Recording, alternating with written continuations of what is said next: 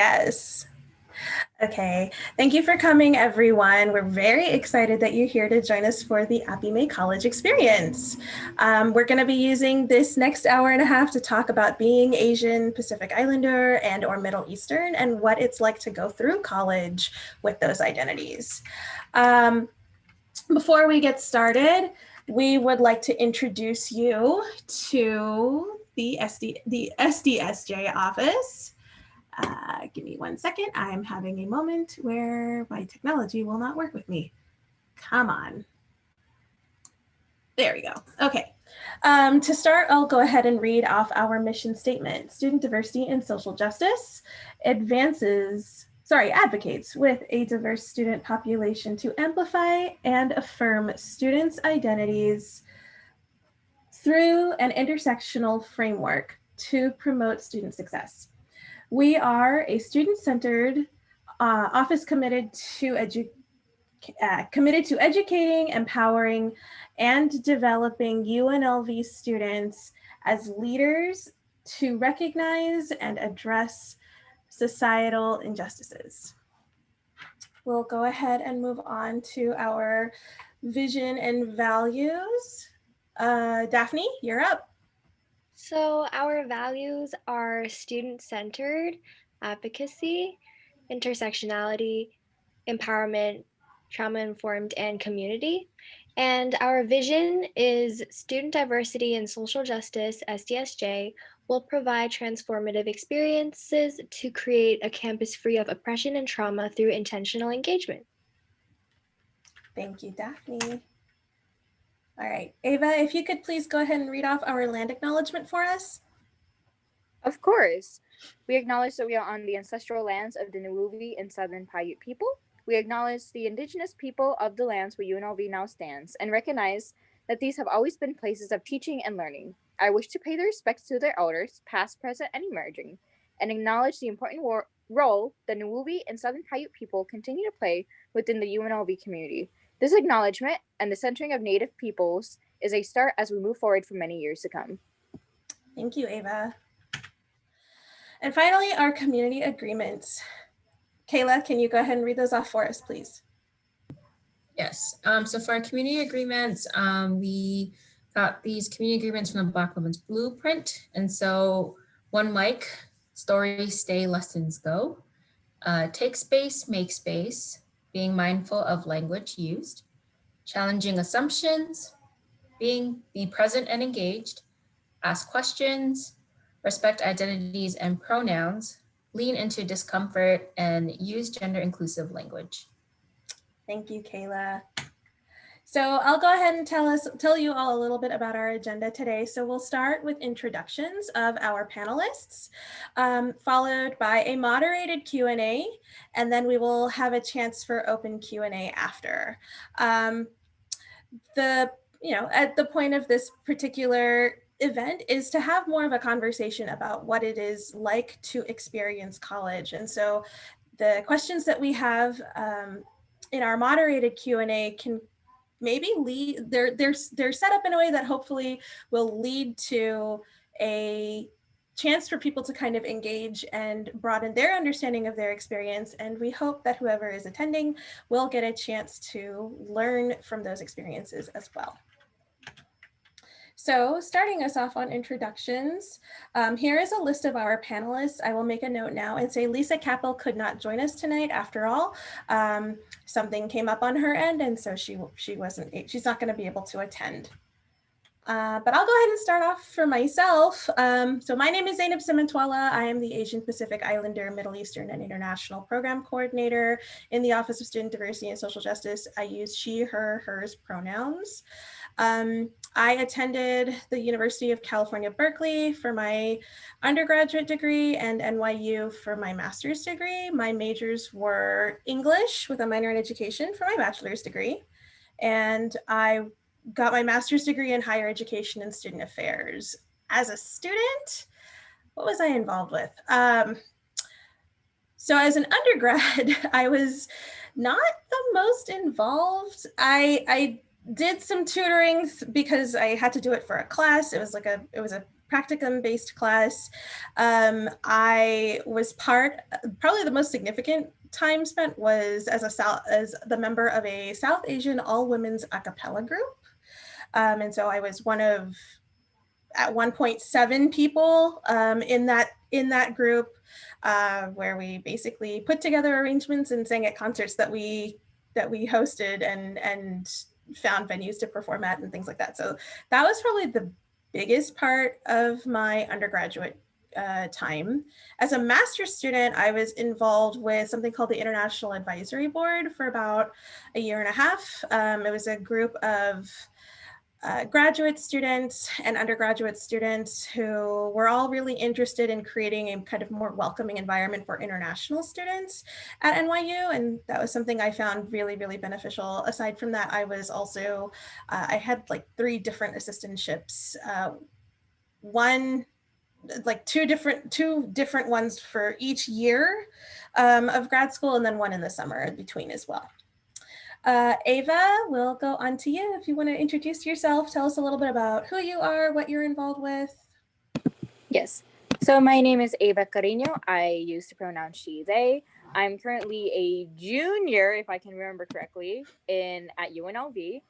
I study, bear with me, history, Asian American studies, and film, all with a focus on the Asian American experience, specifically Filipina OX Americans and cultural production.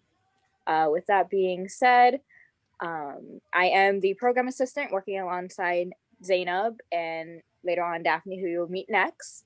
And I, create these events, put them like on and everything, and they all are designated around like education, around food, around like history. So usually you can find my events if it kind of looks like retro or like it has like a vintage feel to it, or if it's like food related, that's usually kind of like my events that I put on for SDSJ. At UNLV, alongside being a triple major, I am also involved in FASA, which is the Filipinx American Student Association. If you're interested in joining, you can look us up on the Involvement Center, as well as find us on Instagram at UNLV FASA. I am also, at FASA, I'm the Cultural and Political Affairs chair, or one half of it, where I talk about Filipino culture, Filipino activism, politics regarding Filipinx Americans. And then on my other RSO, I am the vice president of the Women's of Color Correlation, as well as the AAPI council president, in which I aim to uplift the voices of APIME women in our communities, as well as showcasing the diverse and beautiful cultures of our APIME women as well. So I do a lot on campus. I'm literally always there, both in person and virtually. You can also find Woke at UNLV Woke on Instagram as well. Do I get to sleep? Maybe, sometimes, once in a blue moon. That's a whole other conversation. That's a whole other conversation we gotta talk about. But I am gonna pass it down to my little bow, Daphne. Okay. Hi, I'm Daphne. My pronouns are she, her, hers, and this is my second year. I'm a sophomore at UNLV, and I'm also an APIME program assistant here at SDSJ. I work alongside Zainab and Ava to coordinate events within the APIME community. And right now I'm a psychology major, and I'm not as involved as Ava, although I wish I was. But currently, I am involved in NSCS. That's the National Society of Collegiate Scholars, which is an honor society here at UNLV. We have a chapter here, and I am part of the officer board, and I serve as the Active Minds chair at the moment, which is primarily focused on all things that are mental health related, which is a topic that I personally am very interested in. So yeah, that's pretty much it for me. Hello everyone, my name is Caroline. I use she, her, hers pronouns. Currently, I'm a second year graduate student here at UNLV. I'm getting my master's degree in higher education. For my bachelor degree, I also attended UNLV and I graduated in 2019, December. What else? So during my undergraduate years, I wasn't really involved on campus other than just my job as a PA for the SDSJ. I worked for Zainab. Yes, which was very fun and I miss a lot. And I was also a front desk assistant at the SDSJ. But because I took so many courses during a semester, I didn't really have a lot of time to do a lot of activities. But yeah, and right now as a graduate student, I'm working full time, so it's very hard for me to be as involved as everyone else. But yeah, I'm really enjoying it. Yeah, so I have. Yay. And Kayla, can you go ahead and introduce yourself? Tell us a little about you. Hi everyone, my name is Kayla Tenade. I use she, her pronouns. I currently serve as the Native American Program Coordinator in SDSJ. So I have a bachelor's degree in audiology and speech language sciences with a minor in communication studies. Basically, my major was either being able to be a speech therapist or an audiologist, so people that look at your ears. And then also got my master's from the University of Northern Colorado in higher education and student affairs leadership. So in undergrad, I was involved in Hawaii Club. It was also called Evalu Club. I had the opportunity to plan their annual luau, which was a great experience. And I also got my first on-campus job my junior year, where I worked as an event and outreach coordinator. I don't even know what my title was at that point, for the Native American Student Services. I also did intramural sports, and so I played soccer for my junior, senior, and first and second year of college, or junior, senior, and first and second year of grad school during that time in college. So that was really fun. And then as a grad student, I served as a graduate assistant at the Native American Student Services. Wasn't really involved in much aside of that and playing intramural sports. But yeah, that was a great way to stay active and test my physical abilities. All right. Thank you so much, everyone, for introducing yourself. We're going to go ahead and start our moderated Q&A. So our first question, what did or do you like about college? And what did or do you not like? And Ava, we'll start with you. I can write a whole dissertation about this. All right, let's go. So what I did like about college, what I currently do like, I love the people that I've met. I cannot ask for a better group of people, not only to work alongside with, but also just like the friends I've met along the way are some of the most amazing and compassionate people I've ever met in my life, at least so far in my life.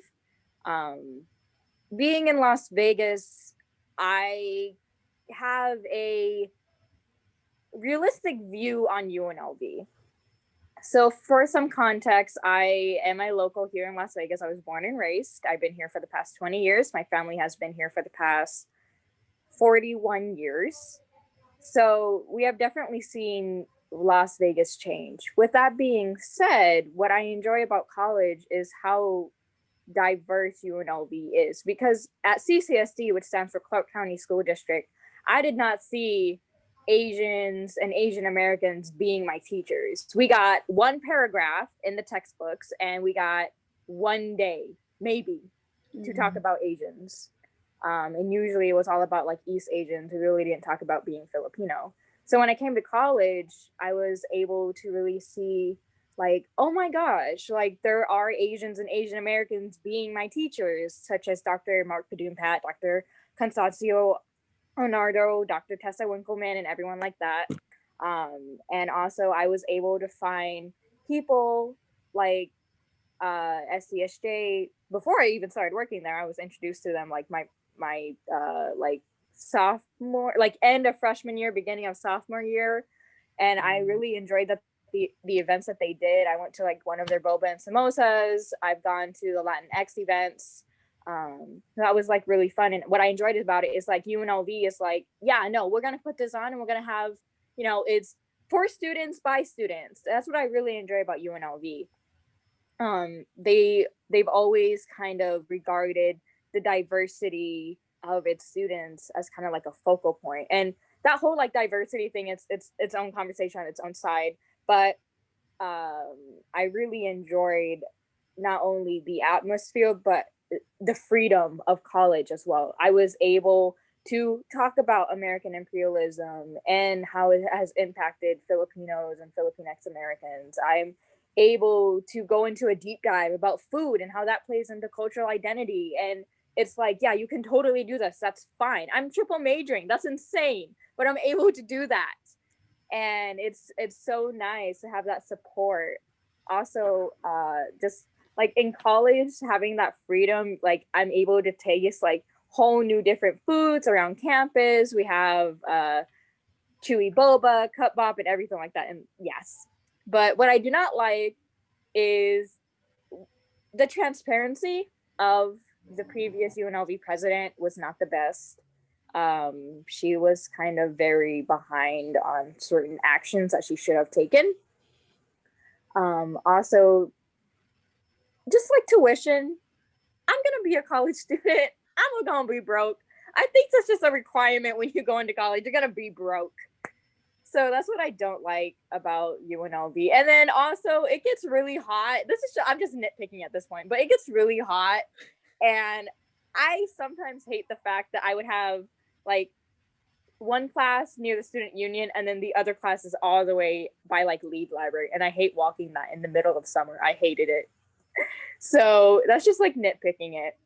But I think that's kind of like the gist of what I do and do not like about college.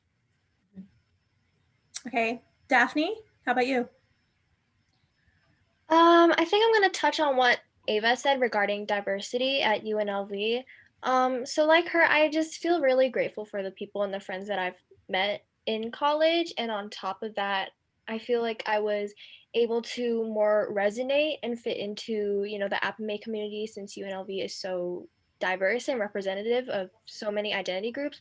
Like I feel like back in high school, that wasn't really amplified, like identities and where you belong. It's really just like you go to school every day and you learn something off of a textbook and then you try to get a good grade on your tests, and that's pretty much the whole point of high school. But like with college, there's more of a support system and a community, which I'm really grateful for. So basically, to have a support system regarding your identity and your community really helps you navigate all the obstacles and challenges of college instead of just going through everything alone.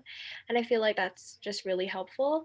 And I feel like another pro with college is that it definitely provides more freedom in terms of what classes you're interested in taking or what you're interested in studying. And you could also like adjust your schedule to be more flexible and convenient for you. So college could be a really beneficial experience, allowing you to learn subjects that are actually helpful for you and your future, at the time that is convenient for you. But I think a con with college is that it could definitely be overwhelming and that there could be a lot of workload, tests, and exams on top of your other like personal responsibilities outside of college. And, you know, the large amounts of work could be really overwhelming, and it doesn't really help with the learning process, in my opinion. But yeah, I mean, that's my opinion on college, basically. How about you, Caroline? So for me, one thing that I really liked was the community. Growing up, I grew up in a place where everyone looked the same. We all spoke the same language, ate the same foods. We had no diversity whatsoever. So moving here to the US and enrolling in college, especially at UNLV, it really opened my eyes to different culture, people, places. And for me, um, yes. So yeah, for me, like everyone said, they were able to find people who belong or share the same identities as them. But for me, that wasn't really the case for me. And it was something that I enjoyed because it put me out of that comfort zone and I was able to explore.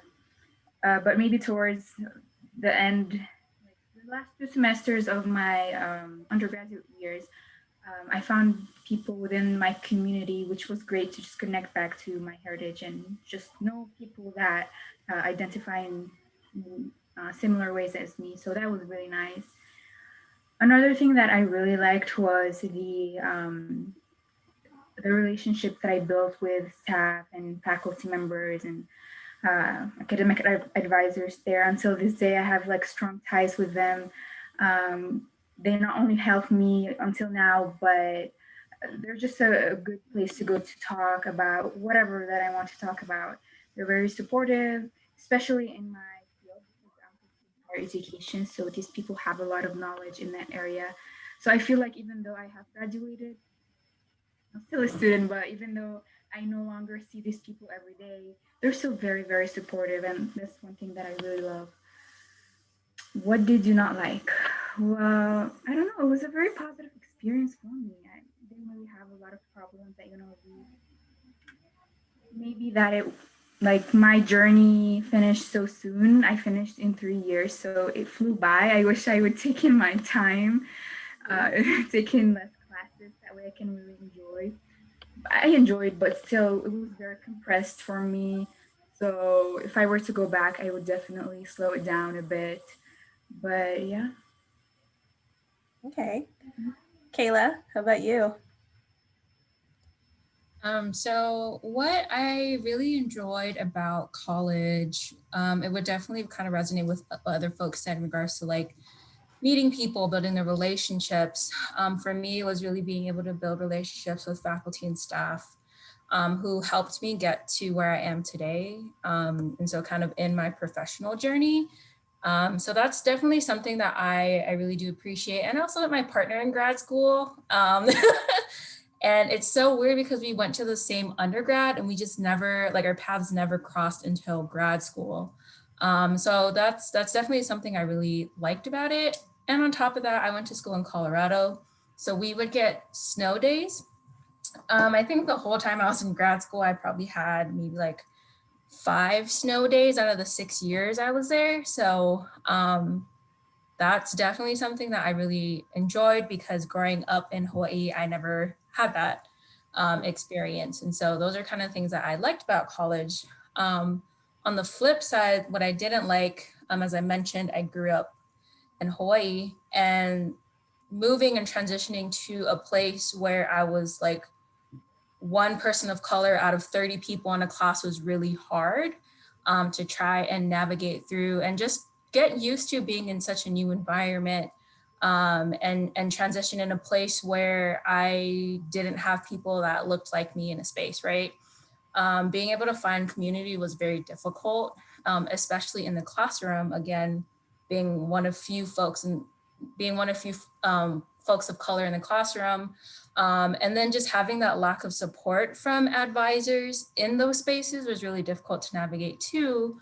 And so on the flip side, going back to what I liked was having those other faculty and staff that I built those relationships with to really help me navigate through those spaces and empower me to feel and be the person I am today. Yeah, I echo a lot of what's been said already. I think for me, the big things were, I think the friendships that I made when I was in college. I'm still friends with a lot with those people. Those friendships that are really long lasting, they have lasted, which is kind of a surprise because I'm not really friends with much of anyone from high school, but my friends in college, yeah.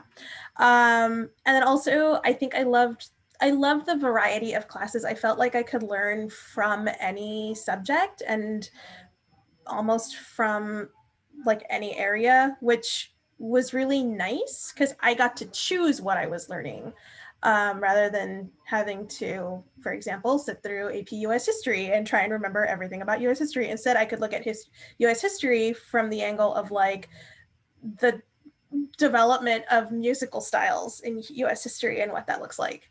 So those were like, I think, major positives. For me, what I didn't like, and a lot of this is probably due to at least I think it's due to sort of the way that my living situation at the time. I found it very, very hard to connect with people outside of class. I found it very difficult to find that niche of like, where's my group? Where do I fit on this campus or on these campuses? Grad school, I think, was a lot easier to some degree, but undergrad was really tough. So our next question, and this is just for our student panelists.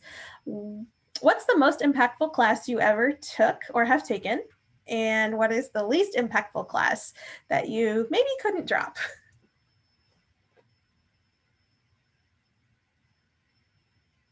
It's a good time to recommend classes. Daphne, we'll start with you.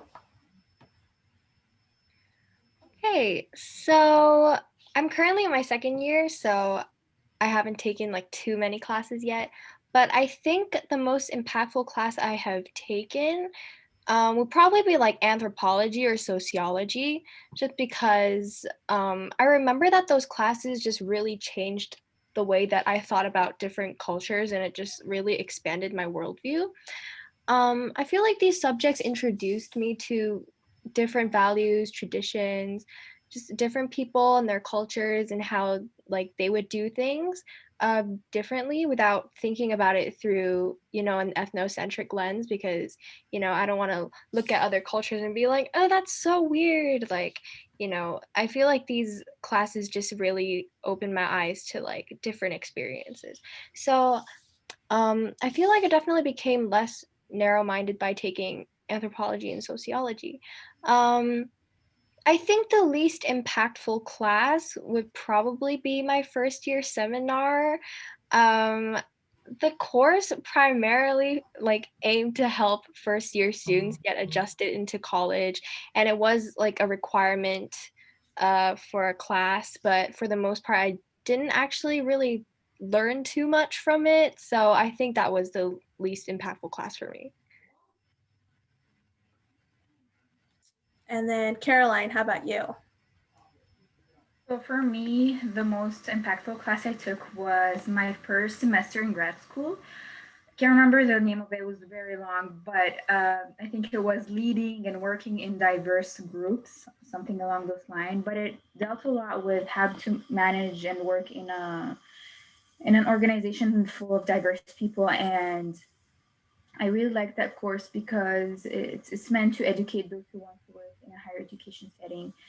And from my experience as a student dealing with many faculty and just even like people across campus, a lot of these people didn't really have the values of diversity and appreciation of diversity and just being inclusive. So I felt like this class was very impactful, especially for people pursuing this field. Because it really opened my eyes to topics and things that I should be aware of when dealing with students, working with students, and working with my colleagues. It touched on a lot of topics that we don't really pay attention to. So yeah, that was very impactful. Least impactful class, I was gonna say also the first year seminar. It's meant to help us, but it wasn't really helpful for me to. For me, it was mostly busy work assignments. Not very practical. I was expecting that class to be like more hands-on, to provide practical ways that we can engage and succeed in college, but didn't do that. And I would say math. I don't know. I had to take a math class. I didn't really use anything. Maybe it helped me in my daily life. Other than that, not very helpful or impactful whatsoever. I'm just chuckling because I managed not to take a single math class when I was in college. And I didn't take one when I was in grad school either. But I needed it for the GRE, and I was like, I haven't done math in 6 years. I don't remember any of this. So, okay, that's really good to know. I will be really interested to hear why, or like what could have been improved about the first year seminars. And hopefully if we have some time towards the end, maybe you can expand on that. Okay, so this one is for everyone, and I know there's a lot that we like, but what are some favorite places to eat when in college? I'm going to limit everyone to like 2 at the most. Caroline, we'll start with you. Favorite places to eat around campus? I love eating at Soho, my favorite, and Panda Express. Okay. Yep. They're all in the SU, very close. Kayla? Whoops. I can share about at UNLV specifically because that's what comes to mind, and not at where I went to school because there wasn't much in the area. So places I like to eat. What is it? Aloha Kitchen. Mm-hmm. Love So it. good. Yeah, so good. Then if I really don't feel like walking outside and just want to go downstairs, I would probably recommend Soho. Okay. Ava? Oh, can you? I didn't go to the last question as well. Can I really quickly talk about that? Oh, oops, my bad. I totally That's skipped that. totally Yes, right. go for it. Do both. So, yes. So my least impactful class is Math 120. I'm terrible at math. Would not highly recommend. This is why I'm a liberal arts major. And my most impactful class, I was taking it my freshman year of fall semester. It is Asian Studies 102, taught either by Dr. Mark Padunpat or Dr. Constantino Yes. Arnaldo. I cannot undermine the impact that this class has given on not only just the way I look at things, but also just the way that I viewed my life and my cultural identity. It was so nice to finally see an Asian American teach a class, and not only that, like have a fun spin on history. And he would like literally go in and he'll be like, yeah, this is some really messed up stuff, but then let's also talk about like why it's super messed up. Mm-hmm. So I really enjoyed that class. And then that class kind of spiraled into, I want to do research. Well, how am I going to help my community? Well, now look, I'm over here doing all of them. And yeah, it's really nice. So I would highly, highly recommend doing any Asian and Asian American studies classes at UNLV taught by those two professors. They're amazing people. They're truly understanding to their students, and I cannot appreciate them enough. My favorite places to eat in college: Chewy Boba, if you count that as food, and Mr. Sandwich. Okay. Awesome. Thank you, Ava. I will list my two favorite places, and I'm going to stick with Las Vegas too because, well, we're in Las Vegas. So it is not near campus, but I really, really love Gen Korean barbecue. And my other favorite place is probably also Chewy Boba. All right. So our next question, what does college mean to you? And how does that connect to your identity? So Ava, we're going to start with you. So college is a requirement in my family, basically, being Asian. So for me, it was not a whole like, oh, you can just go here. Like you can just, not go to college. Now with my mom and my brother, it's just a different story. But at least for me, my grandparents viewed me as like, this is our golden child. She's our only hope to bring like honor back to the family. Okay, we're just going to do that. All right, we're going to put everything into her. And so it was kind of fun saying, I want to go to film school at the age of 18. And they looked at me like, you're nuts. You're not going to film school. You're going to UNLV. You are going. My grandmother finally pushed away the whole like, don't go into nursing, because she found out I am terrible with nursing. I'm very like, I just don't do blood. I don't like it. I get very squeamish. So she was like, okay, you can't do nursing. You can't do medical. What can you do? And I was like, I can be an educator. Mm-hmm. How about that? They were like, okay, become a teacher, but you got to get your PhD. So for me, college meant that I have the freedom to study what I want to study, which is history and Asian American studies. But as a turn, I have to get my PhD. So that way I'm still some kind of doctor in the family. But joke's on them, I've always wanted a PhD. So it works out in the end. Mm-hmm. So when it connects to my identity, there's that whole stereotype of like Filipinos are just nurses or doctors, lawyers, teachers. So in one way, I'm kind of like feeding into that stereotype of becoming an educator, but I'm also like adverting that stereotype because I'm not going to be in the STEM field. I'm in liberal arts. I'm in ethnic studies. So that really helps. And I'm just able to connect more to my identity. Now, the whole cultural diaspora of just being Filipinx American, it's a whole discussion and book on its own. If you want to read a book about that, you can read White Minds, Filipino Bodies by E.J.R. Davis. That's a great book. So yeah. All right, awesome. How about you, Daphne? I guess for me, college is kind of a super important aspect of my life because, it's a necessary step towards pursuing my future career, which is in the medical field and more specifically psychiatry. So I think that I do dedicate a lot of my time to college into like doing well in my classes and getting good grades, but putting so much importance into schooling and just doing good is definitely like prominent in my identity, especially as an Asian. Like in Asian culture in general, or just like, how I was raised, there has always been like a lot of pressure and stress to just like do well in school, in order to like pursue a good career and be like financially stable, and in order to be like looked up upon and like considered successful, like especially in Chinese culture, which was like what I was raised in. Like if you didn't do good in school, or like if you weren't financially at the best place, like I don't know, I would say that relatives could be pretty judgy with that. So Mhm. yeah, there's always this pressure to be like, like picture perfect and everything, like especially like in college and everything. So since, schooling and doing good is so emphasized in our culture, my experience and my motivation to do well definitely stems from that Asian value. But I wouldn't say that I'm going into like med school or like STEM just because of that. Like I actually genuinely have an interest in it. And I feel like, especially like in Asian culture, people do not talk about mental health that much. They just push it away. They're like, oh, we're ignoring this. It doesn't exist. So, Mhm. I would, in college, I want to explore that. Uh, like I'm genuinely interested in it. So that's why I'm doing it. Yep. How about you, Caroline? So for me, very similar to what you all said. In my culture, I'm Egyptian. So in our culture, going to college is not an option. You graduate high school, you go to college, you get a bachelor. That's the like minimum. That's not even an accomplishment. You just have to get your bachelor, and then okay, you get your master's. Okay, you're getting there, but then you have your PhD. Okay, now you're on the right track. So we have a very very rigid like requirements when it comes to education and just a lot of expectations, but I really don't mind that because it was just the way that I was growing up.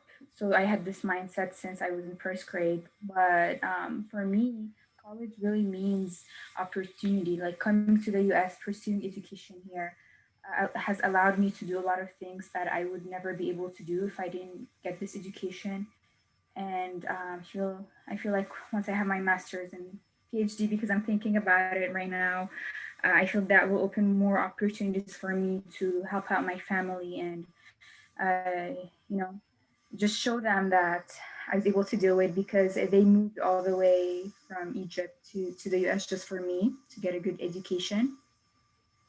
So I have to take education seriously. I have to take advantage of this opportunity that college is providing me with. And just by doing that, by being committed to education, by succeeding in my studies, I'm really connected to my identity because everyone in my family either they have like high degrees or at least a bachelor. They have some sort of post-secondary education. So just fitting in with them would be very nice. Yeah.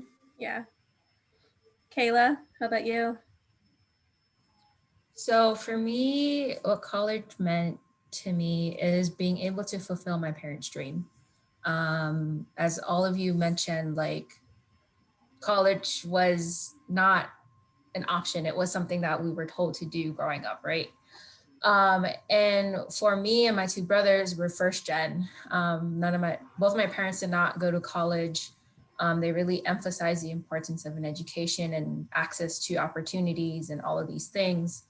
And so to me, it really means being able to fulfill my parents' dream, and not just that, being able to open opportunities for myself. Like I know education in college is a privilege.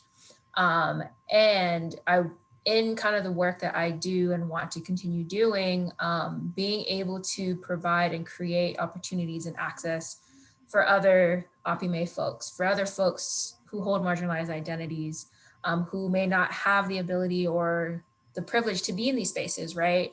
And really being able to open that up with the things that I know I can do. And one of the things that I actually attended a panel last week, and it really hit me because I was like, wow, this is so true. They said the reason why you go into your work, and for me as a student affairs professional, the reason why you enter your work is because there was some sort of trauma that happened to you in undergrad that you're trying to work through. And I was like, wow, that's literally me right now.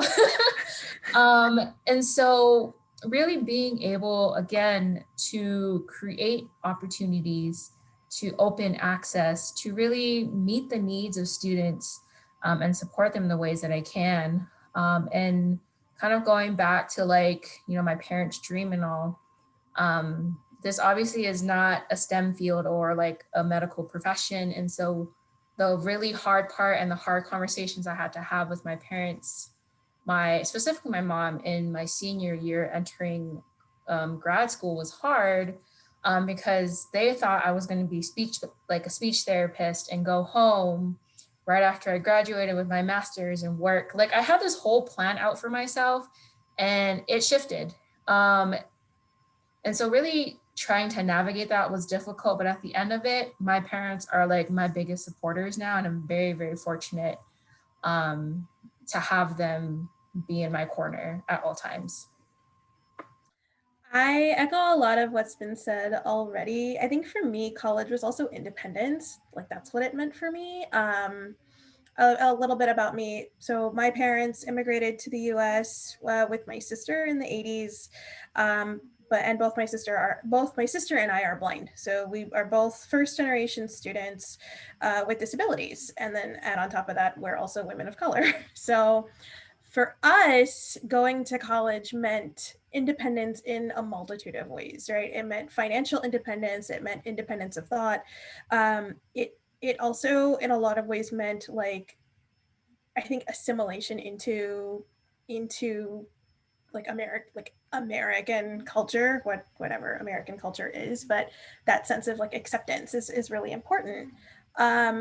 But we would not be able to have that financial independence and that personal independence without going to college and completing a bachelor's degree and then higher education beyond that. So I think that's kind of what was really important for us. Like that was my dad's dream in a lot of ways. Like one of the main reasons I think he moved my mom and my sister to the US is because when he came in the 80s to kind of survey the United States, he's like, my daughter who has a disability will she's clearly very smart, but she won't be able to thrive in India because the ideas around disability are so they're very paternalistic. You know, people with disabilities stay home and don't do anything, and they sit like little dolls at home. So here, there's a chance for you to go to school and be successful and have a career and thrive. And I think that's sort of what college was. It was to fulfill all of that. Okay, I'm going to move on to the next question. How did you choose your university or universities? And what role did your family or community play in that decision? And would you go back to that school again? And who did we start with last time? I've lost my thought. Okay, we'll start with you, Daphne. Okay, so I think my family and especially like my parents, they have always been quite lenient and supportive like regarding what university I ended up going to, so they didn't play like the largest role or didn't try to control like what university I ended up going to. So I'm really, really grateful for that. Um, but I ultimately chose UNLV because like, realistically, tuition is cheaper as an in-state student. And, if I were to go to like another college that is out of state, college would be more difficult to afford. So I think UNLV was just like a realistic choice for me. And, on top of that, the community is also really nice and welcoming. from my experience. And, it is a very diverse campus. So I feel like by choosing this university, like, I did feel like really accepted for my identity, and I feel like I did fit in. So um, I guess that is why I chose UNLV. And yes, I would do it again to save money. Caroline, how about you? Yeah, so for me, when I graduated, my parents didn't have like anything specific for me that they wanted to do. It was all up to me. And just the way that I think, I'm a very practical person. So I wanted something close to home. I was already away from home. I was away from Egypt. So I didn't want to move out of state and, get away from my parents because I'm very close to my parents. But yeah, so because I had the option, I felt that, why not save money? I didn't want to pay out of state tuition and all that fun stuff. College is pricey already. So I stayed here. And my family, they were very, very supportive. Whatever decision I wanted to make, they were there supporting me, whether, financially or just support. And yes, I would definitely do it again because I love the UNLV campus, the community, and everyone that I met there too. They just mean so much to me. Ava, how about you? So it's an ongoing joke between me and Dr. Padunpat that I did not choose UNLV and I only chose it for in-state tuition. But my dream university is University of Washington, Seattle.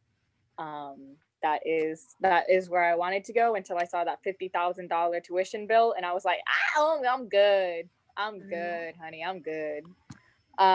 So I am currently going to UNLV, and I'm not gonna lie, I really am proud of choosing UNLV. I was able to meet amazing people. I was able to pursue my degrees and kind of like merge it into this kind of ball of curiosity and wonder as well, because I just have freedom with my classes. Just that one math class is weighing me down. I'm just leaving that one math class until like the very end of my senior year. I just don't want to deal with it yet. So my family was like, oh, stay in state, like stay in Nevada. And I was like, no, you literally moved from the Philippines to go to America. I don't understand why I couldn't move 800 miles to Washington State. So that was their debate. Now that my partner lives in Seattle, they were like, oh, it's totally okay now. Like, you can go to Washington State, just, come and visit us. And I'm like, well, where was this energy 2 years ago when I was planning to go to college? Where was this? Let me tell you. So I really wanted to leave Las Vegas because I've just lived here my entire life. I was done with it. I was like, I need a new environment. So I kind of made my dreams come true. I am an Anapeasy researcher as well. So I'm able to usually in the summers visit California, Seattle, and I was supposed to visit Virginia as well in the summer. So I kind of still get the best of both worlds, where I'm able to still attend UNLV, but also still go out in the world and do my research, which is amazing. So would I do it again?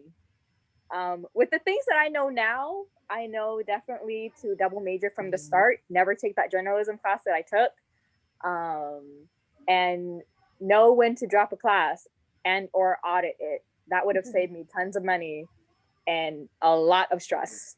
Mm-hmm. So you would do it again, or you wouldn't? I would do it again if I have the knowledge I have now. If they're like, nah, we ain't got knowledge, I would be like, nah, I'm going to a different university. Mm-hmm. Also, I am gonna hop off now because I do have another event after this. But thank you so much for having me, Zainab. Yeah, thanks for being a part of this, Ava. Of course. Kayla, you're up. So I knew I wanted to leave home for a very long time.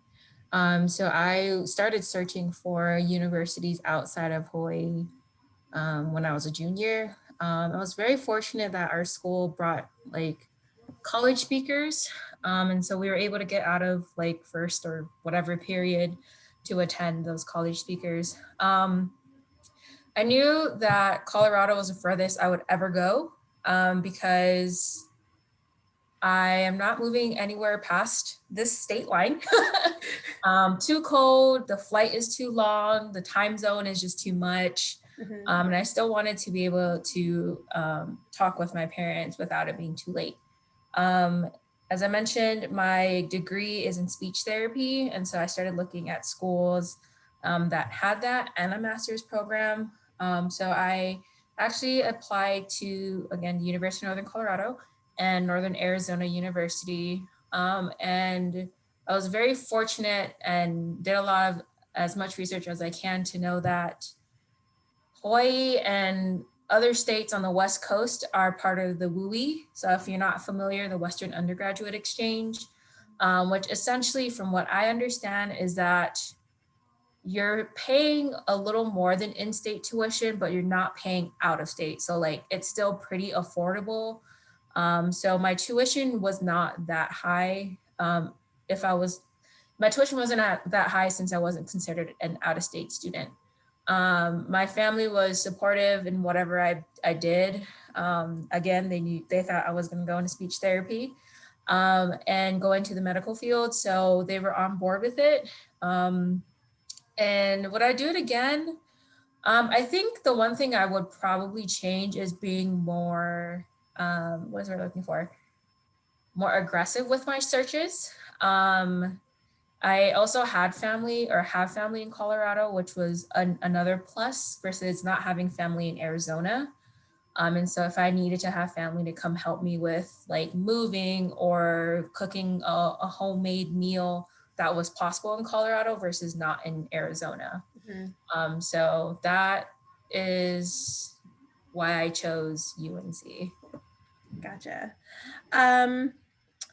I didn't know if I wanted to go to Berkeley. Actually, for the longest time, I was like, I don't want to go to Berkeley. I don't want to go to Berkeley. I want to go to UCLA. I knew I was going to stay in state for undergrad for sure. I was not thinking as far ahead as a master's degree at the time. So I knew I was going to stay in state. I knew I wanted to go to a UC only because, and I wanted to get out of Bakersfield. Like that was my big thing. I really, really wanted to get out of Bakersfield. Bakersfield's my hometown and it's very, well, not very small, but it's a smaller town. My family was pretty thrilled when I got into Berkeley. At the time, my sister was actually finishing up law school too. So they were like, oh, this is great. You can live with your sister. I knew I was going to be taking a break after my first semester to attend an independent living skills program for blind adults. So it's also, there were a few different things at play. But Berkeley was just a really, really good experience, and it ticked a lot of boxes for us. You know, the family thing, well, your sister's there, so you'll be safe and you'll be taken care of and you'll have someone, you know, to sort of look out for you. That was sort of my parents' thought. My sister's the one who kind of sold applying to Berkeley for me. I was not planning to apply. I didn't think I was going to get in. When pressed, my mom has also admitted that she didn't think I was going to get in. So that was an interesting conversation. But I got in and I thought it was a fluke, but I got in, right? So that was probably one of the hardest parts about going to Berkeley for me, but yeah, I would absolutely do it again. I had a great experience. As for grad school, I knew I wanted to go to NYU. Like that's the program I had been looking at. I'd been eyeing it for like 2 years, but I had several other schools as maybes on my list. I think my big worry with it was like, how am I going to pay for it? My parents were worried more of the, well, are you going to have that sense of, are you going to have your faith community around? How are you going to like do like religious stuff? And also my mom was really worried. She's like, you want to go to New York? You want to go so far away from home? And I'm like, Mom, I need to go and explore. And, you know, so they understood. And my dad has always been very open to like, yeah, go out and spread your wings, go do it. So NYU was a little bit less, a little bit more of a harder sell, but eventually they were on board for that too. And so yeah, I would do both Berkeley and NYU again. Okay, so how did or do you find your community on campus? How central was your identity in that search? And Caroline, we'll start with you. All right, so for me, I would have to say that I really struggled finding my community on campus. There aren't a lot of, Egyptians at UNLV or even in Vegas altogether. So I really struggled. I couldn't really find a lot of people. And it wasn't until my last year of undergraduate studies, and I was able to actually meet a few people that shared some of the same identities as me, and that was through the SDSJ student diversity, the SDSJ office, the student diversity and social justice, and mainly that was through events, social events, and just connecting with them has really helped me, especially during my last year because I had a difficult last year. I was going through a lot of problems at home and in my personal life. So just bonding with those people that were able to understand my struggles and my experiences has really, really helped me finish my bachelor degree at UNLV. And it was really important to me. Like, I did enjoy the diversity. I enjoyed meeting new people, but at times you just want people who understand your experiences, who know what you're going through. That really comforted me at times when I just needed that. So yeah, mainly I met them through the SDSJ, and right now I'm still close to some of these people. We still talk, and they have become very important people in my life, and I'm really, really thankful for that. That's always fun to hear. Daphne, how about you? I feel like my community on campus is definitely like primarily the Asian community and the Chinese community, as I'm always surrounded with like Asian friends, Asian peers, Chinese people, because we could all relate to very similar things and experiences.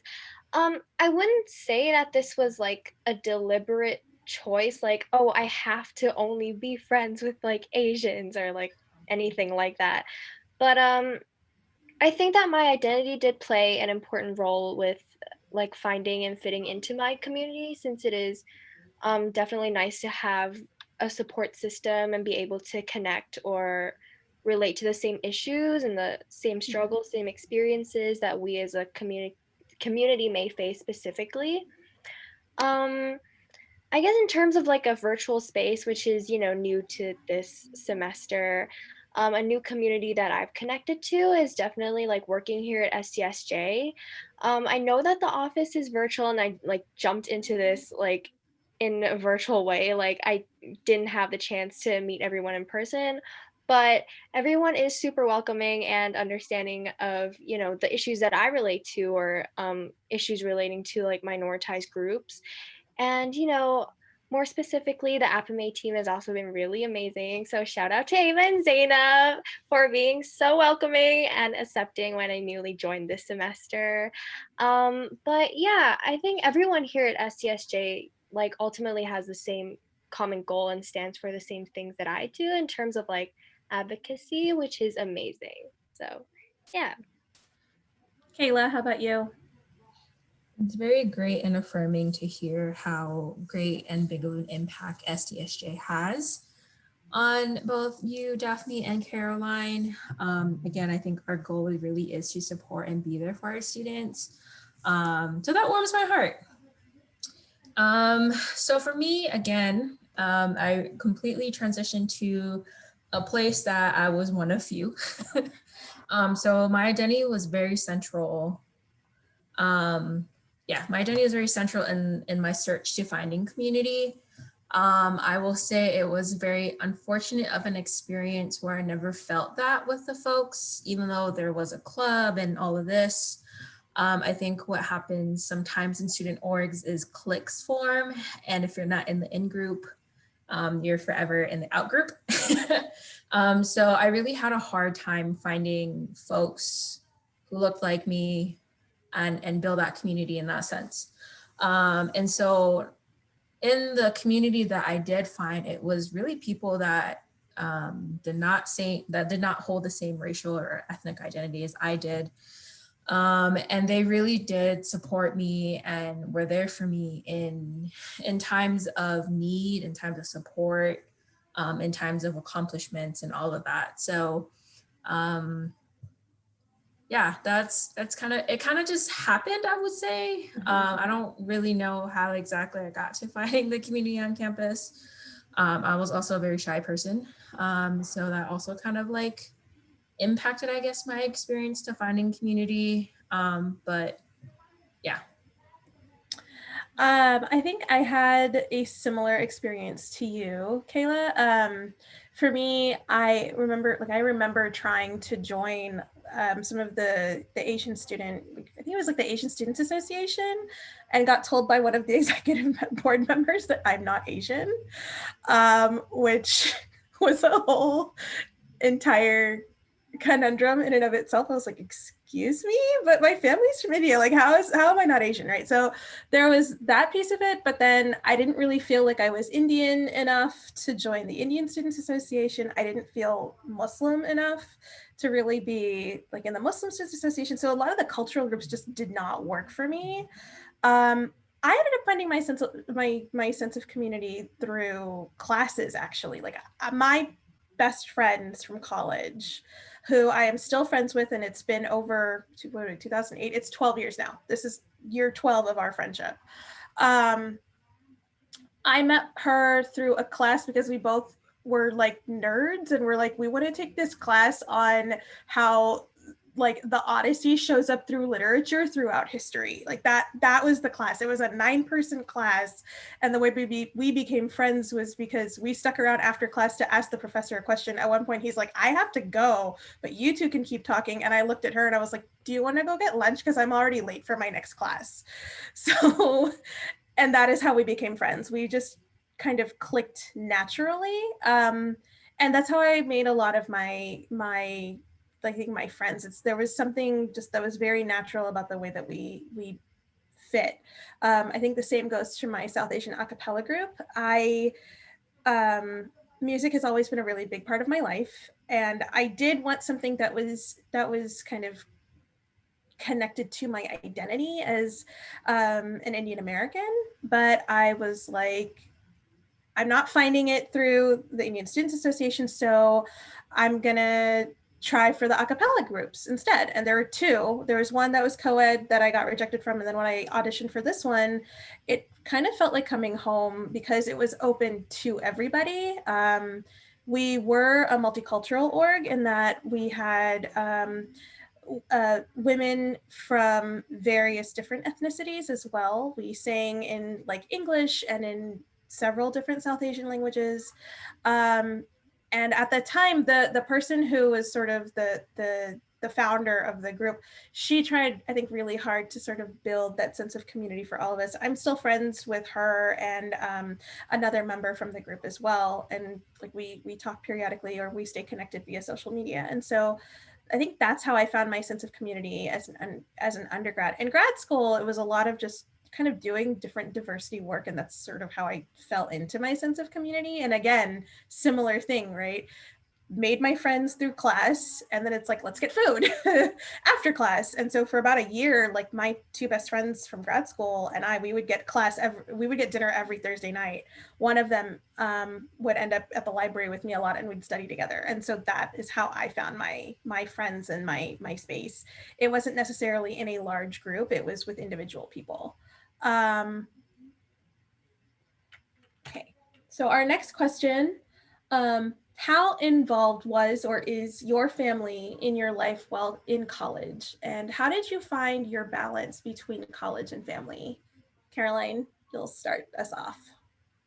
All right, so my family, they were very involved in my life while I was in college, even until now as a graduate student.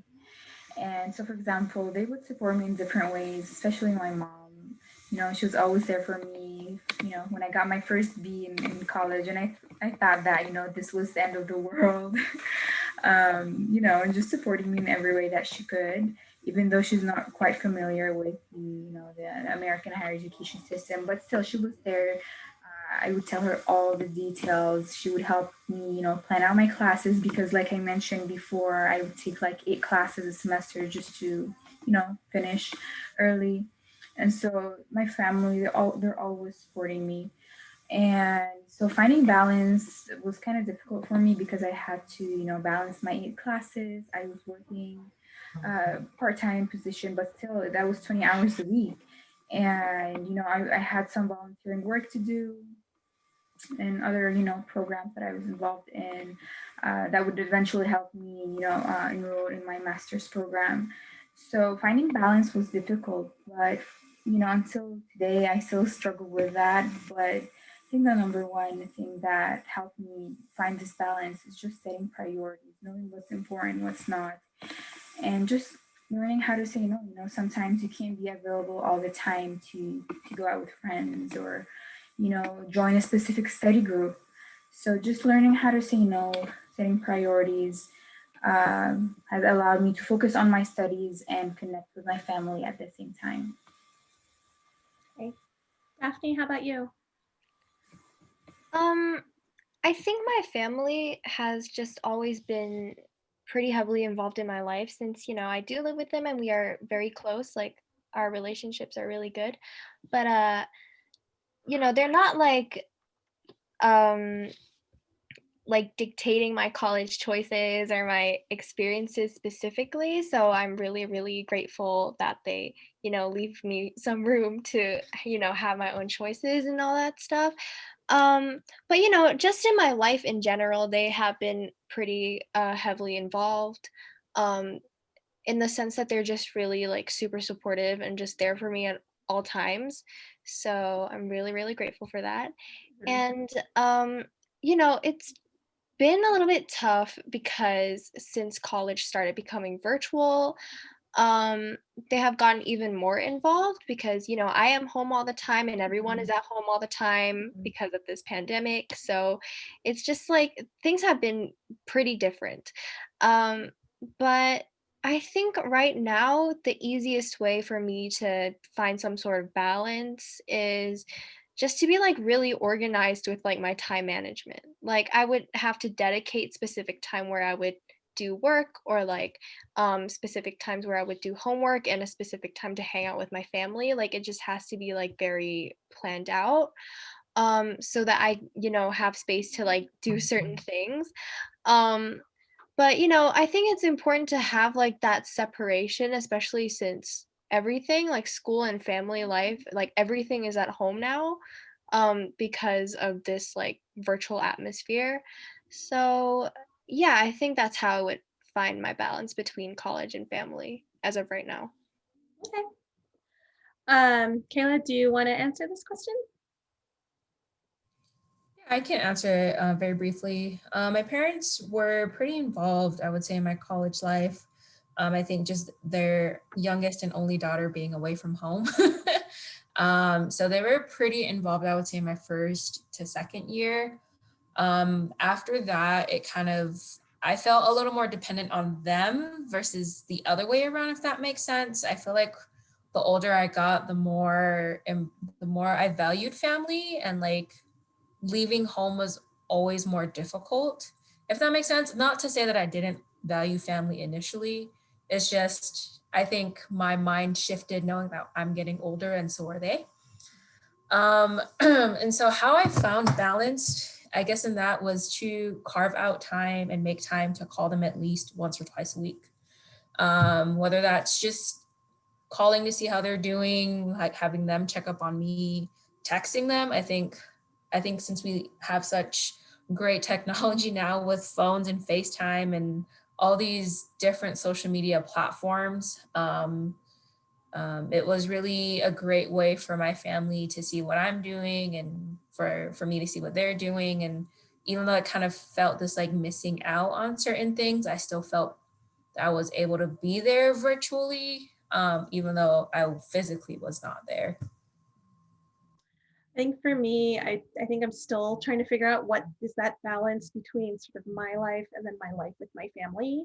I'm still trying to learn that, and I'm like well out of college at this point. But as a college student, I think one of the big things for me in terms of boundaries, like setting boundaries, was just not sharing my grades.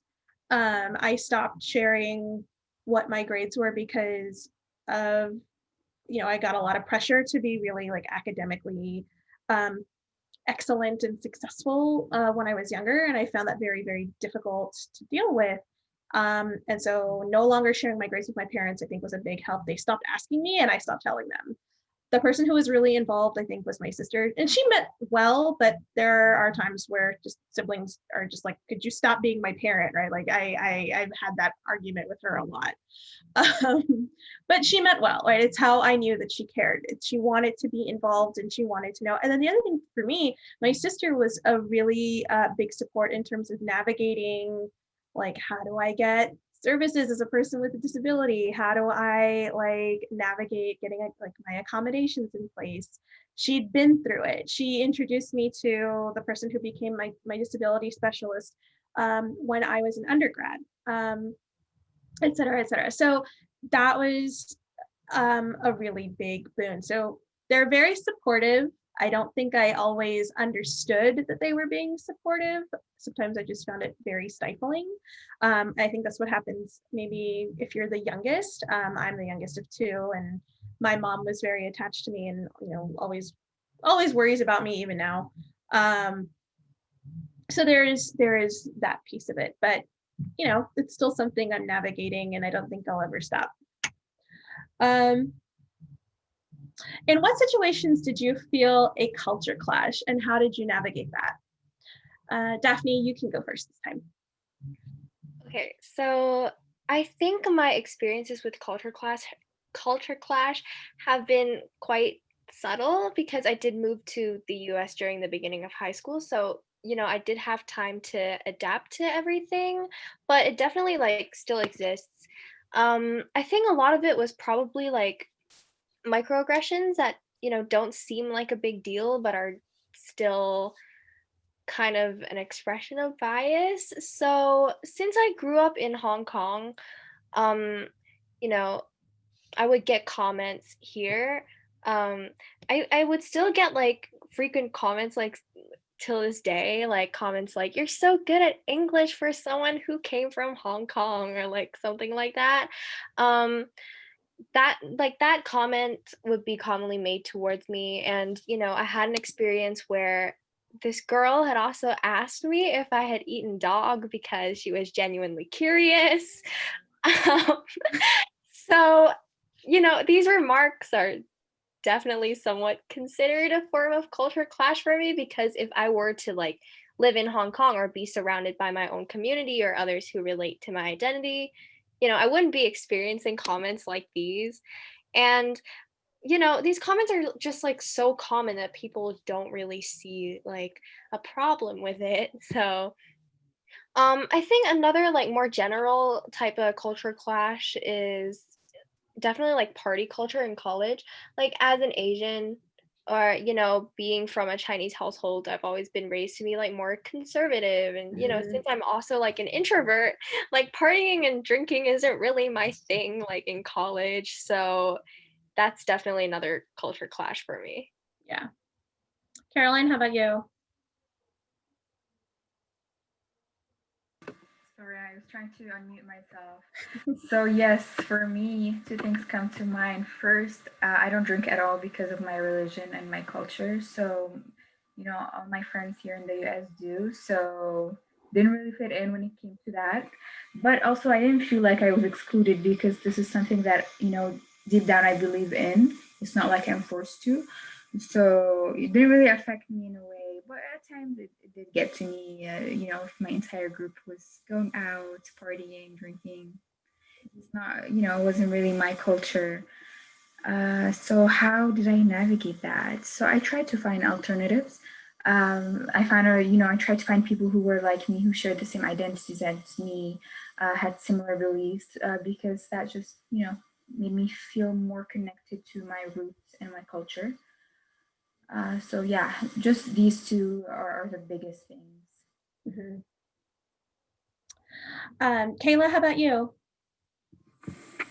I would say when I decided to not pursue my master's degree in speech therapy. As I mentioned, I was originally going to school for that, and I had this whole plan about what I wanted to do with my life. And then it hit about my junior to senior year that I realized that this is not the way I wanted to go. And this is not the field I want to enter into.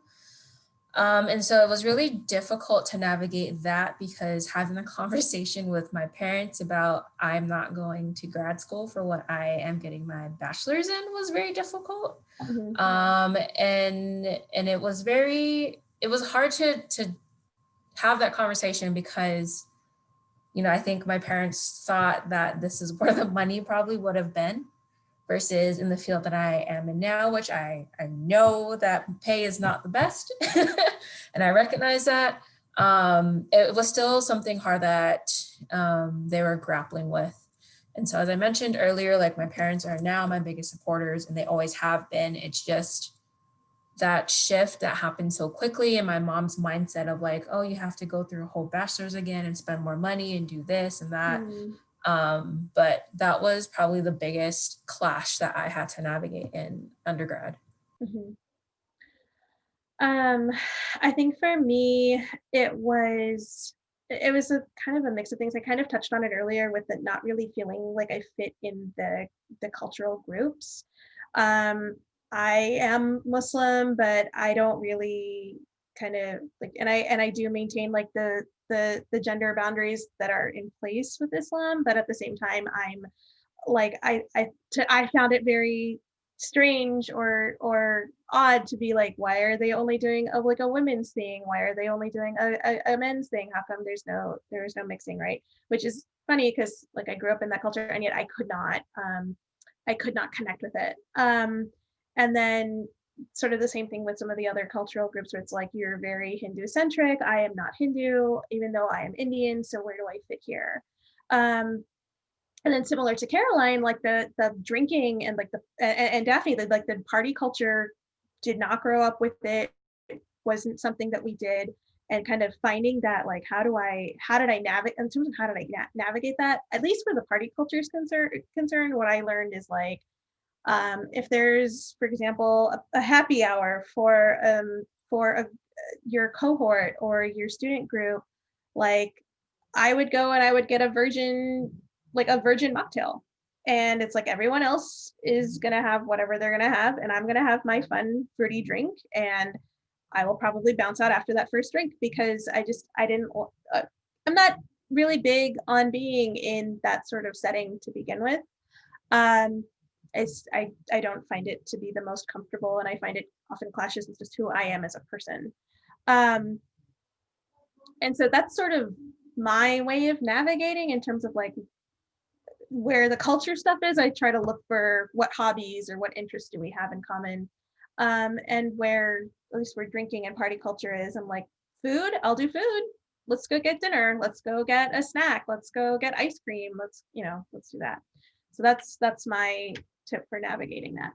I'm gonna take a quick look at the clock. I do want to provide time for people to ask questions, and we do have several different ones.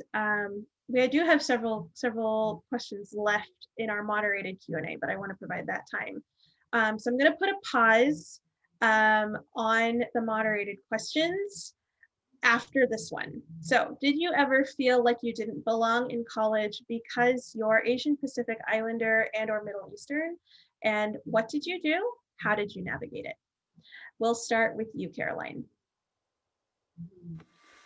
So honestly, not really. I always felt that I never felt like I didn't belong at UNLV or that I was, out of place. But at times, maybe I didn't feel comfortable, but not to the point where I felt like I didn't belong.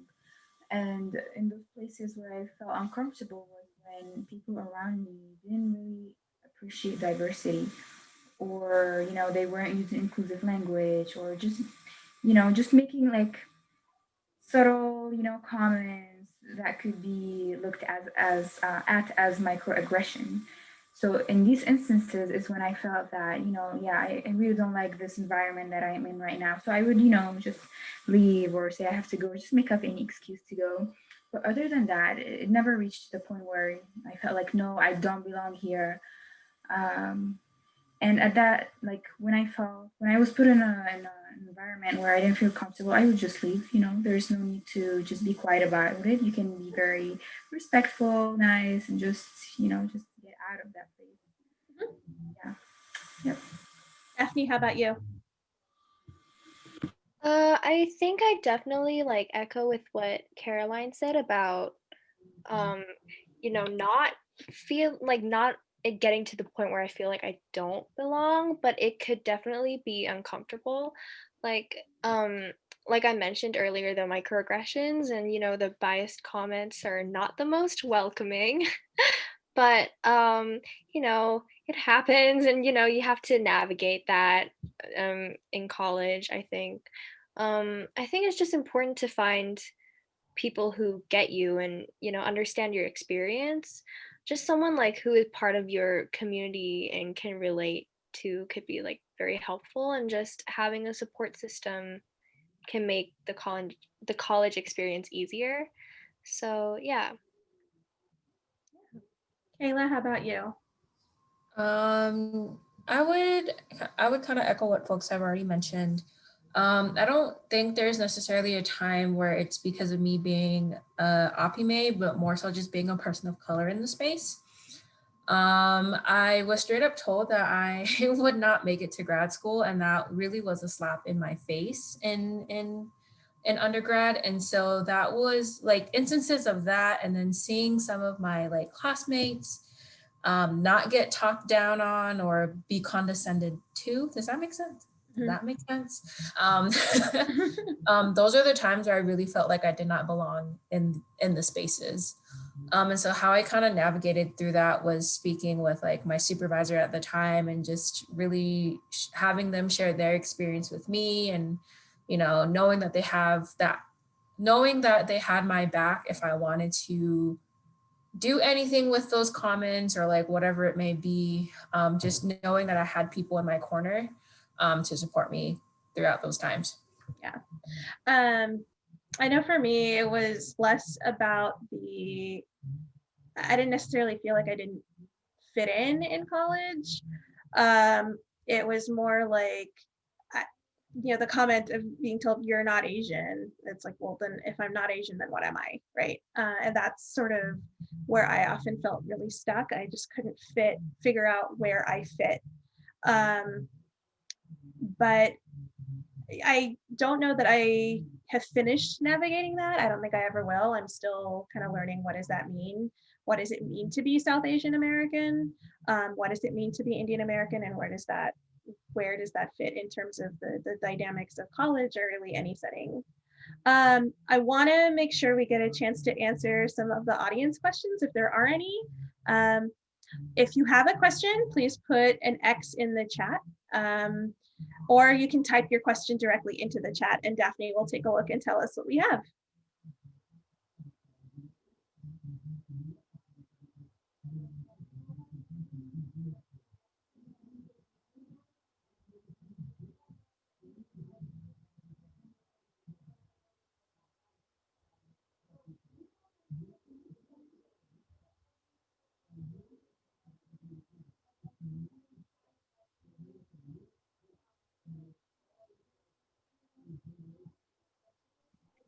Okay, so Finn said in the chat, how are you all dealing with having a lack of access to resources provided by the university during the pandemic?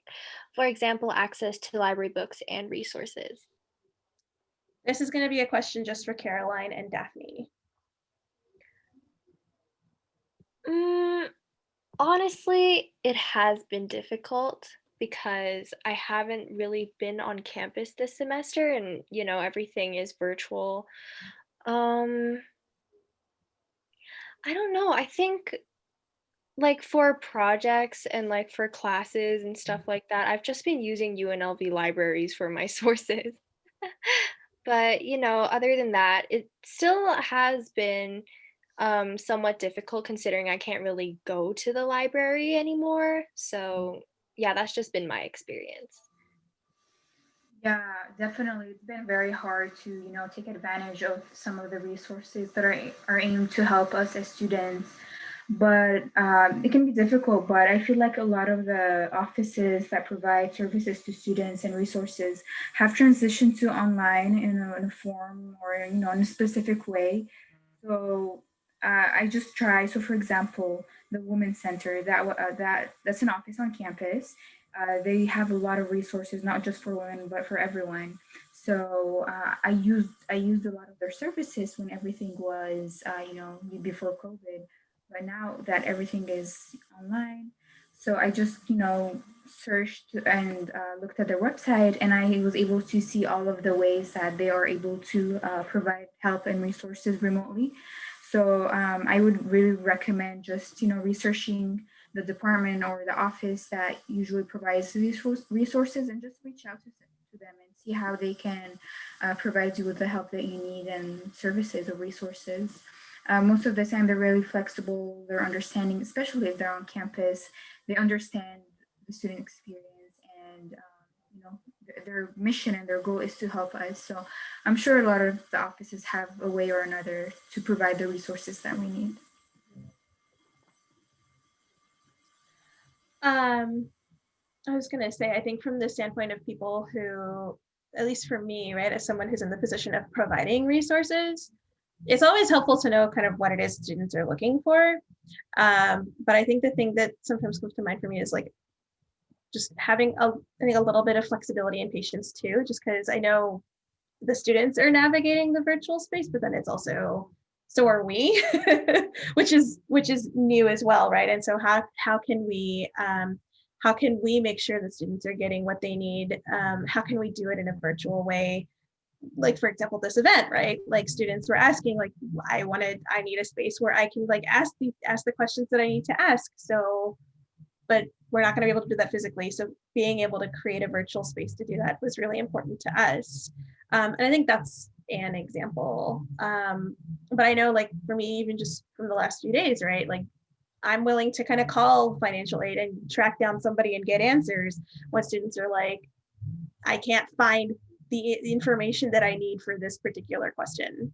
Or I'm willing to like escalate it to somebody who can, if it's not me. So I think that's a really, really big thing too.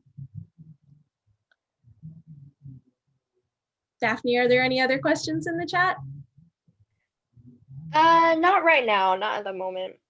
Okay, I think in the interest of time, I'm gonna move us on to our last question, but before we do, Daphne's gonna drop a link into the chat box for an assessment. If you could please fill that out and tell us how this event was, how it, if you liked it, didn't like it, did you find it helpful, did you not find it helpful? Give us your feedback. That tells us if what we're doing is on the right track and if we need to be doing more stuff like this. And while Daphne does that, I'm going to ask our final question. What are your 2 tips to surviving and thriving in college as an Asian, Pacific Islander, and or Middle Eastern student? And Caroline, we will start with you. So the first thing that comes to mind, and that's from experience, is don't hesitate to reach out to people that you know. Don't hesitate to ask for help, because there are a lot of resources and people and experienced people who can provide the help that you need in whatever that's concerning you, whether say your academics or personal life. So just asking for that help and reaching out to professionals or just faculty members or even academic advisors, they can really be helpful to provide support. And even if they can't, they can usually guide you in the right directions to get what you need. So definitely don't hesitate to ask for help. And the second thing is to try to attend as many events and socials as you can. Of course, because of COVID, this is like the new normal. So all of this has transitioned to online. So the experience might be different. Whereas attending events, in my opinion, attending events just in person, face to face, has a lot more meaning to it. You're able to, mingle, talk, exchange information better, meet other students, So definitely those two: attend events, meet people, and take advantage of the resources that you have. Awesome. Daphne, how about you? I think I would agree with Caroline in that it's very important to like have a support system and just like do not hesitate to like ask for help if you are struggling, if you're, or even if you just want to talk or share your experience. Don't hesitate to reach out. There are a lot of resources at UNLV and a lot of support. And, I think a second tip would for me would be just to like stay aware or maybe like educated regarding the issues towards your own community and like other communities as well and like other minoritized groups, so you could better recognize when it's happening within your community or towards yourself or when you project it onto other communities. So I think those are my two tips as an APIME student. Nice. Kayla, how about you? What are your 2 tips? So first tip I would say is to know and understand and remember that you have people on campus that are there to support you, APIME or not. Like I mentioned, like I didn't find my community within my own community. And if I had not taken the step out of my comfort zone to find that, I probably would not be in the position that I'm in today. So know that there are people out there as that can be like your mentor or your support person or whatever it may be. So take that step out of your comfort zone. And then my second kind of tip I would say is to remember that you are enough and that you belong in these spaces. Regardless of your accomplishments, big or small, like making sure that you're actually recognizing them and celebrating them. I think too oftentimes, sometimes we try to humble ourselves and just say like, oh, it just happened because, the world just said it did. But the reality is that like you did this, you accomplished that. So really being able to recognize when those happen and celebrate them. Yeah, I think one of my tips is definitely use this chance to explore. And I think that goes sometimes very against what our families will tell us. It's like, you need to have a set path, right? No, you're not going to get a chance like this ever again. College is a unique time where you can really kind of do that self-exploration. So taking classes in subjects that you're like, why am I taking this environmental studies class? I mean, yeah, I have to finish a requirement, but am I going to learn something? Maybe, right? Um, so really kind of using that opportunity to learn as much as you can about the world, about the people around you, and really kind of trying to connect with the people around you who don't look like you or think like you. So that's one tip. And I think I also echo Kayla, right? Like, you remember that you are enough. It's very easy to tell yourself or to really like question, like, do I really deserve to be here? Like, am I really in on my merit, or, is it something else that got me in? You do deserve to be in college. You worked hard to get in. You're the one who put in the sweat and the tears and the late nights and all that time to get in. So own that. And it doesn't matter if you're not getting the same sorts of grades that you were getting in high school, or if you're not, quote, a high achiever, unquote, right? Just doing your best is enough. So on that note, we're going to close out today's event. Thank you everyone for coming. We hope you enjoyed everything that we talked about today. I definitely enjoyed it and would love to do this again with all of you. If you want to, please find us on social media. You can find us on Instagram at UNLV SDSJ. You can also find us on Facebook at facebook.com/UNLV SDSJ.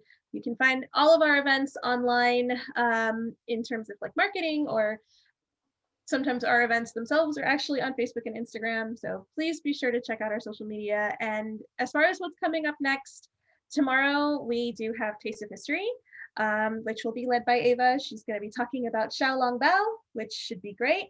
And then next week we have our monthly Boba and Samosas event. So be sure to check those out. Look on social media for date, times, and locations.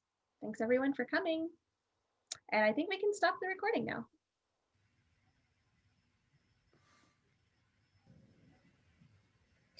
My internet dropped, so it probably ended a little bit earlier.